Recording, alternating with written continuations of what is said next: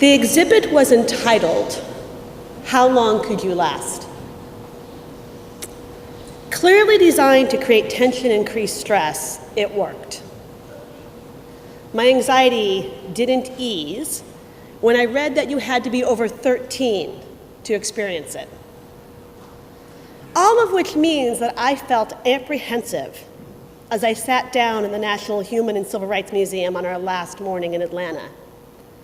The docent was calm and reassuring, but firm in her resolve that this was something I absolutely needed to do. I sat down, and as instructed, I placed my hands on the counter, put on the headphones, and closed my eyes.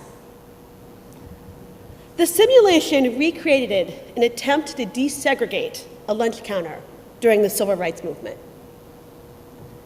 It began with people whispering horrific statements in my ears. The experience escalated, and soon I could actually feel people breathing on my neck, shaking my seat. The insults grew louder and more vile, and a cacophony of voices joined the insults and invectives. I lasted less than a minute. I recently had the true blessing of traveling with over 20 Beth Almers and friends, many of who are here this morning, through the American South on a voyage of learning and discovery with Etgar 36, a pluralistic, nonpartisan, Jewish educational nonprofit organization that began by focusing on teens and has since expanded to year-round programming, which includes adults.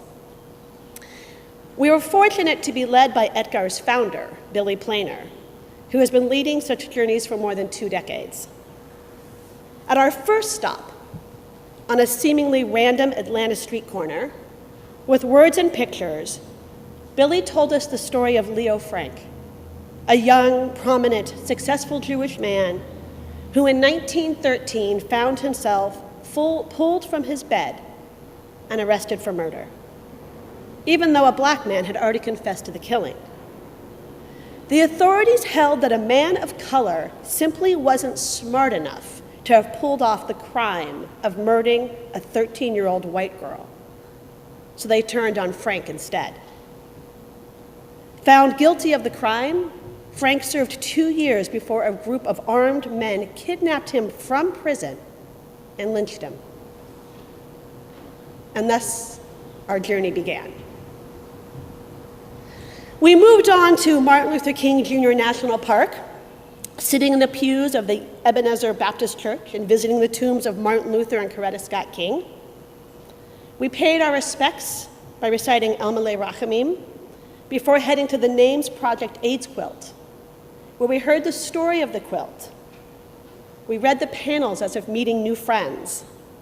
We learned how the gay community and its fight to be seen and heard has been embroidered into American politics since the 80s. All of this provided a historical overview, and it set the stage for an in-depth look into the civil rights movement, to what came before and what came after, and to the struggles with which we could relate. We headed to Montgomery early Monday morning, getting a feel for the city and spending a small amount of time at the Freedom Riders exhibit. It was the second of many experiences where we learned about history which took place exactly where we stood. The impact of that was yet to be completely felt, but this too laid another careful brick in the thoughtful groundwork being laid. That morning, history began the subtle shift from the abstract and long ago to the concrete and here and now. Our visit to the Rosa Parks Museum reinforced that message. We honored her with a recitation of Eshet Chayil, while also learning that Rosa Parks, while an important part of history, was just that, a part of history, one of many, one of a movement. We experienced an effective simulation that ran film through the windows of a bus, putting us into her time and her space. Billy spent several minutes in that museum introducing us to the key historical moments and players of the movement. Now, Lest you think our trip was all heavy and oppressive, it was a Jewish trip. We ate well. Billy took us to Martha's place for lunch. A nice-sized restaurant in a modern strip mall, well filled with customers on a Monday afternoon. Southern buffet to die for. Seriously, the fried green tomatoes, I just can't even tell you. But this, too, was just another brick in our journey. Because after lunch, we met Martha, who told us her story, how she struggled with depression and flirted with suicide, the pressures of a single mother of 4, and how it wasn't until she decided to partner with God that she was able to find a small house and receive a $5,000 grant from an organization making small donations to Black women entrepreneurs that she opened a restaurant, and how that was more than 30 years before that. Today, Martha employs staff who have recently been released from prison or who are recovering from addiction, providing second chances for a new generation. Next, we visited the Equal Justice Institute's Legacy Museum. Having opened 5 days before we arrived, there had been a barrage of press coverings. The brand new museum with amazing exhibits and the latest technology is housed in a truly beautiful setting, making the horrific content that much worse. From holograms of slaves telling their story, to the sheer numbers displayed in informational exhibits, to the art, to the glass jars with names and dates of lynchings filled with dirt from the site where the murders took place. To say that this museum left everyone speechless is an understatement. The Legacy Museum took the story of slavery and made it real. And then it effectively carried us along through Jim Crow and segregation, and finally linked these atrocities to today's plague of mass incarceration. We headed to the National Memorial for Peace and Justice, which commemorates our country's 4,000 documented lynchings. First by state and then by county, steel coffin-sized boxes that first appear to be supporting the building, but on closer examination are actually hanging from it, are all engraved with names and dates. The memorial is stark and the extent staggering. Sister boxes rest alongside the hanging memorials, lying flat on the ground, silently waiting for counties around our country to face their violent history, to own it, to claim their box and create a memorial of their own. We left early on Tuesday morning heading for Selma, Alabama. You can imagine it, a luxury coach bus full of emotionally and mentally exhausted Jews filled up on Southern cooking, heading yet deeper into the South. We pulled into Selma, where we were joined by Miss Joanne, who proudly showed us her small town and told us her story. As we stood on the exact spot where the marchers from Selma began one of their first aborted walks to Montgomery, Miss Joanne did a very Jewish thing. She asked us each to pick up a pebble. She wanted us to feel a concrete example of history, to understand that this wasn't something that happened once upon a time or in a land far, far away. And once again, we were reminded that we stood on hallowed ground. Miss Joanne took the opportunity to tell us her personal story, who as an 11-year-old girl on Bloody Sunday attempted to cross the Edmund Pettus Bridge.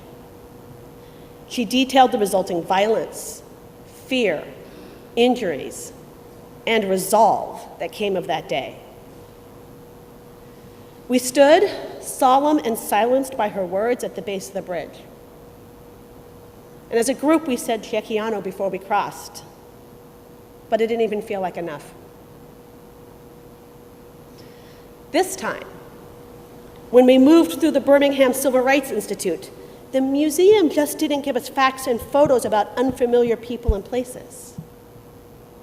It told us a history that we had seen and felt ourselves. And truth be told, being there made all the difference. We stood outside the 6th Street Baptist Church and heard how 4 young girls lost their lives to terrorism while at Sunday school. We crossed the street to Freedom Park, where we met with Bishop Woods.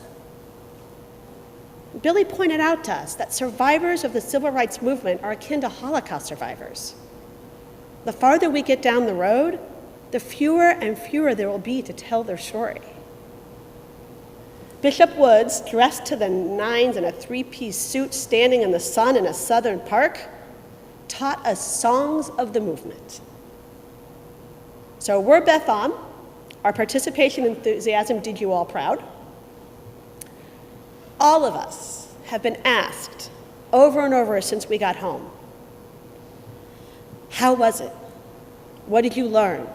How did you feel? But there's no way to encapsulate the meaning of such an experience. One of the participants said to me just last night, I'm still there. Here's a few of what my fellow travelers had to say. No one can deny the power of hearing firsthand testimony about critical historical events that shaped our nation, or the sobering experience of visiting iconic monuments such as the Edmund Pettus Bridge or the tomb of MLK. Sharing these with fellow congregants and putting them in context with Billy's expert narrative wove them all together into a sense of finally fully understanding a segment of American history that we all keep in a dusty corner of the mind and take out every once in a while to admire or mourn. More thoughts? I just keep thinking about the fact that I lived through that era and never felt the impact that I did on this trip. Yes, I knew about what was going on, but I do not remember my emotions as raw as they were seeing everything that we saw. You can visit museums and historical sites all you want, but to understand the real human experience, you have to relate your own history to this experience. Being a Jew and knowing of the Holocaust experience gave me the perspective to truly relate and understand the discrimination and terrible acts perpetuated by certain members of one community on another community. As a result of our journey, I now have a better idea of what African Americans have had to endure, with each trauma to their body, mind, and spirit compounded generation after generation. This understanding has helped me to be more empathetic, to seek more understanding of the past, and to do my small part to help heal the trauma and prevent it from continuing to happen. Until then, I don't think I was fully aware of the number of individuals who died during the transatlantic passage, and I certainly hadn't absorbed the way in which the domestic slave trade, following the outlawing of the international slave trade, magnified the horrors for individuals and families, and how lynchings and Jim Crow represented essentially a long reign of terror. And I understand the argument that imprisonment is the current embodiment of the narrative of white supremacy. Post-traumatic stress disorder was not mentioned of our trip, but it struck me that for hundreds of years, African Americans have been traumatized by the effects of slavery, lynching, Jim Crow laws, institutional racism, and mass incarceration. Finally, in so many ways, the trip helped me to make more sense of the world today, because so much of what our country is experiencing by way of race relations is deeply rooted in the civil rights movement. I wasn't aware, or perhaps ignorant of, its continuum in the history, how the slave trade led to so many ills in our society that in the way that we treat, quote, others. It's embarrassing and deeply disturbing. I returned from our journey woke, with my eyes wide open, wanting to learn more, and determined to work to help heal wounds and make a difference. There's no doubt that this trip was impactful. But this is Beth Am. So the trip doesn't just mean coming home and telling you all about it. Part of its meaning lies in what we do now. In the mere 10 days since we've been back, your fellow congregants have already contacted Will Schwartz, president of the board of the Maryland Lynching Memorial Project, to inquire what is being done to memorialize the lynchings that took place in Towson. You'll be pleased to know that Delegate Sandy Rosenberg and Barry Williams, head of the Baltimore County Parks and Rec, have begun work on bringing our steel memorial box home. Another traveler has been in contact with the Annapolis Mayor's office to ensure that the Anne Arundel County has this on their radar also. Travelers have reached out to schools and congregations in Baltimore to encourage them to make a pilgrimage of their own. And many of us from the trip are taking advantage of this opportunity to learn from Rabbi Jacobs, to explore what our Judaism has to say about human rights, from where we have been to where we are going. I'm so heartened by the direct and immediate actions that my co-journeys have taken, and I feel a glimmer of hope in these fairly dark times. And yet, I'm still working on making space in who I am right now for everything I experienced. I keep searching for the bit of Torah that I brought back with me from the South. I haven't found it completely. But the word that keeps finding its way to the surface, for me and for so many of us, is transformative. Without in any way minimizing the importance of the educational and Jewish content of this particular trip, or in any way diminishing the value that God and common human decency places on addressing the crisis issues facing the African American community today, I think my Torah is recognizing the value of the transformation itself. I want to urge each of you to find that opportunity, that book, that speaker, that class, that trip, that time at Hartman for Rob Daniel, that experience that has such a powerful effect on how you view the world, that it changes the way you view yourself. And then that transformation, that shift in basic core identity and fundamental thinking, it leads you to live your life in a different way. Will Beth offer this trip again?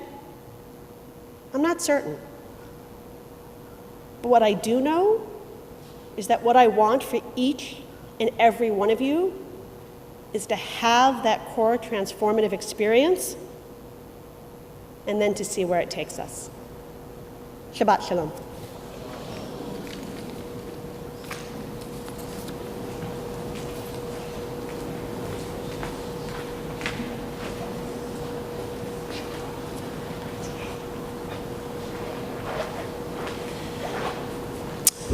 I want to ask those who accompanied Rabbi Kelley on the trip to stand for a moment at your place, those who are here today.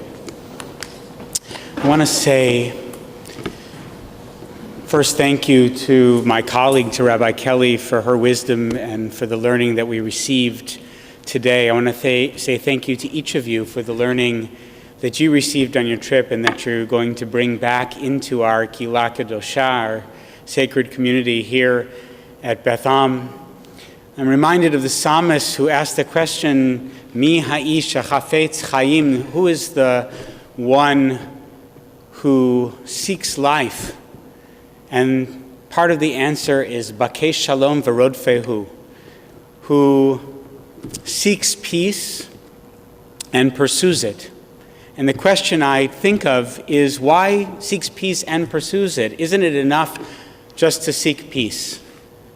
But as we've come to understand in this complex and very fragmented world and country, there is no peace without justice.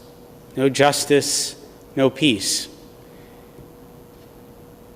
You brought a little bit of justice and the knowledge of justice through your trip today. There is no peace without justice. There is no justice without learning. So thank you for your learning. thank you for your teaching. Kol hakavod lachem, and please continue to teach all of us. Now I'll ask the rest of the congregation to rise for Chatzi Kaddish and join our travelers, page 184.